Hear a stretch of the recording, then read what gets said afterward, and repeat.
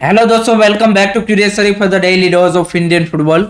तो सबसे पहले शुरुआत करते हैं इंडियन नेशनल टीम के अपकमिंग मैचेस में। सितंबर वाली जो फीफा विंडो है उसमें किसके सामने खेलेंगे उसके रिगार्डिंग फैंस काफ़ी लंबे टाइम से इंतजार कर रहे हैं। तो उसमें एक बड़ा अपडेट आ रहा है कि एक तो आपकी यहाँ पे ईस्ट अफ्रीकन कंट्री होगी एंड जो दूसरी कंट्री होगी वो अब यहाँ पे एशिया की जो टॉप 100 फीफा रैंकिंग में कंट्री है वो होगी। तो आपको मतलब ओबियसली क्वेश्चन आएगा कि भाई हमारे से जो फीफा रैंकिंग में एशिया में आगे सारी कंट्री है वो तो यहाँ पे FIFA world cup qualified round 3 खेल रही है, तो फिर कैसे यहाँ पे सितंबर में हमारे सामने खेलेगी। लेकिन उसमें से एक कंट्री है जो यहाँ पे FIFA world cup qualified round 3 में क्वालिफाई नहीं हुई है एंड वो है यहाँ पे सीरिया, जिसके सामने हम लास्ट AFC एशियन कप में खेले थे।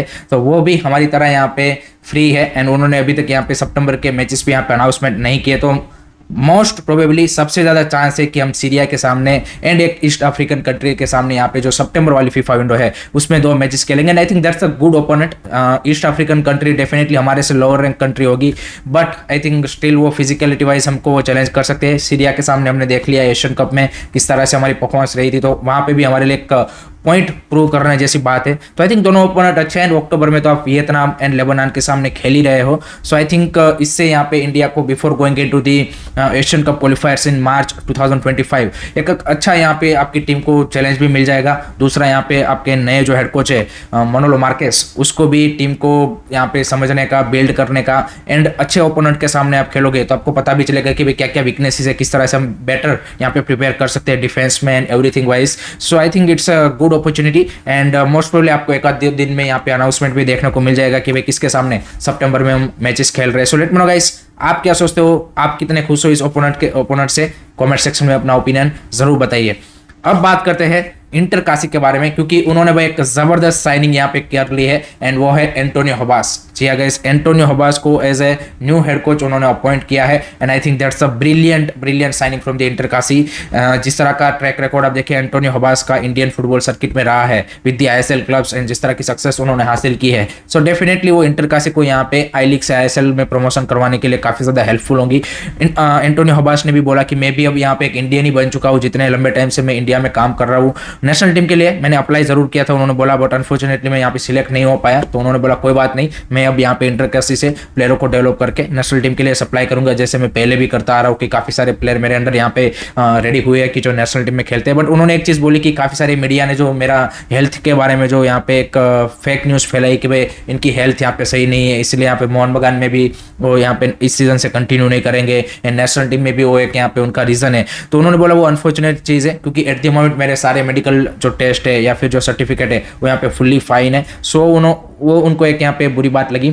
एंड दूसरी साइड इंटर काशी ने बोला है कि सिर्फ एंटोनियो होबास यहाँ पे फर्स्ट टीम के कोच नहीं रहेंगे, उनके साथ पूरा एक उनका बड़ा लॉन्ग टर्म प्लान है कि जिससे यहाँ पे यूपी जैसे बड़े स्टेट में एक फुटबॉलिंग इकोसिस्टम यहाँ पे रेडी किया जाए। एंड अपकमिंग जो उनकी एकेडमी से रिसेंटली उन्होंने रेसिडेंशियल एकेडमी के लिए भी ट्रायल स्टार्ट कर दिए हैं। सो उनके वहाँ पे जो भी प्लेयर डेवलप हो उनको वो यहाँ पे उनका यूरोप का जो सिस्टर क्लब है एंडोरा में इंटर एस्केडेलास, उनके साथ यहाँ पे टाइप करके वहाँ पे प्लेयरों को भेज के वहाँ पे एक्सपोजर टूर दिए जाए, वहाँ पे ट्रेनिंग दी जाए। तो ये सारी प्लानिंग इंटर काशी की ओर से है and I think they have a very capable, I would से कि जिस तरह की उनकी बिहाइंड द सीन टीम है, I think they are strong team. So उससे आई थिंक काफ़ी ज़्यादा उम्मीद बन सकती है एंड अगर यूपी जैसे स्टेट में अगर फुटबॉल ग्रो होता है डेफिनेटली हमको और भी ज़्यादा जो टैलेंटेड प्लेयर है वो मिलने वाले। So that's a great appointment Antonio Habas as a Inter Kashi head coach and I think next season Inter Kashi will be definitely the strong team in the I League and this is not only you can say कि guys done, सिर्फ Antonio Habas की appointment से यहाँ पे बात रुकती नहीं है। एक और यहाँ पे इंटरेस्टिंग चीज़ इंटर काशी में होने वाली है जिसका आपको थोड़ा सा और इंतजार करना पड़ेगा। एक ऐसी साइनिंग की जिससे आपको लगेगा कि नहीं भाई they are really serious to go into the ISL next season, simple as that. So let's wait and watch कौन वो साइनिंग होती है, उसके बारे में भी I am really excited. Let me know guys, आप कितने एक्साइटेड हो, कॉमेंट सेक्शन में अपने ओपिनियन ज़रूर बताइए। अब बात करते हैं कोलकाता के दो जायंट क्लब मोहन बगान एंड ईस्ट बंगाल के बारे में। तो सबसे पहले मोहन बगान में भाई ये खबर आ रही है कि अनवर अली को उन्होंने दुरांत कप की स्क्वाड में रजिस्टर कर दिया है। ऑब्वियसली एट द मोमेंट अगर आप AFF की CRS सिस्टम में देखें तो still he is the you can say कि मोहन बगान प्लेयर, चाहे उन्होंने भले यूनिलेटरली यहाँ पे कॉन्ट्रैक्ट टर्मिनेट कर दिया हो बट उसको यहाँ पे AFF ने अभी अप्रूव नहीं किया, इसलिए आप CRS में भी उसको आप चेंज नहीं कर सकते। तो इसी के चलते मोहन बगान के पास सारे राइट्स है यहाँ पे कि वो उनको दुरांत कप की स्क्वाड में रजिस्टर कर सकते हैं। दूसरा 28 को मोहन बगान अपना यहाँ पे रिप्लाई क्या बोलते हैं कि सबमिट करने वाले हैं टू पीसीएस। उसके बाद ही यहाँ पे पीसीएस मिलेगी एंड देन डिसाइड होगा कि भाई क्या उनका जो टर्मिनेशन है वो वैलिड है। अगर वैलिड है तो वो किसी और क्लब के साथ साइन हो सकते हैं, अगर वैलिड नहीं है तो उनको यहाँ पे मोहन बगान में ही रुकना पड़ेगा।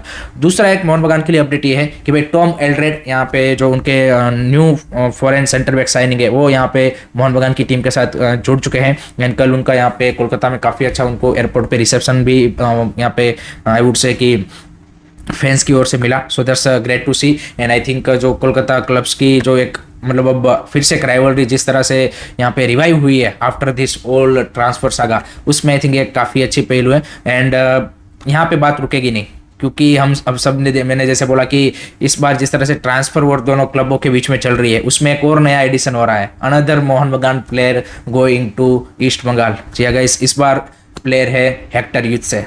हेक्टर यूथ से is in talks with East Bengal.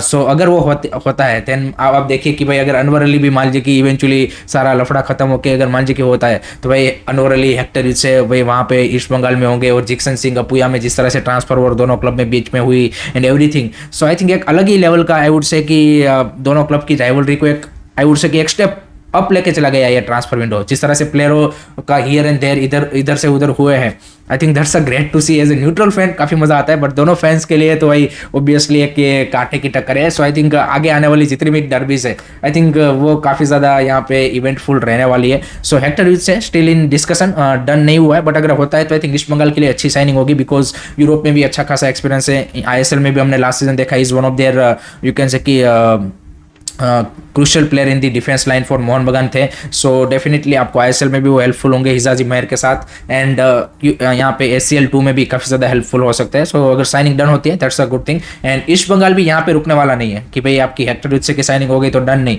वो अभी भी डोमेस्टिक प्लेयरों के लिए यहाँ पे मार्केट में है। They still want some strong Indian domestic player जिसमें उन्होंने सुरेश वांगजाम को लाना चाहते थे बट अनफॉर्चुनेटली वो डील नहीं हुई। सो अभी भी वो यहाँ पे मार्केट में बने हुए हैं। सो आई थिंक इस सीजन तो भाई वो ट्रांसफर मार्केट को मतलब एकदम से क्या बोलते तबाह कर देने वाले जिस तरह की साइनिंग्स उन्होंने की है। सो दोनों कोलकाता क्लब्स जैसे मैंने बताया कि भाई ट्रांसफर विंडो में भाई फुल ऑन एक्टिव है। सो लेट्स सी बाकी की साइनिंग्स क्या उनकी ओर से रहती है।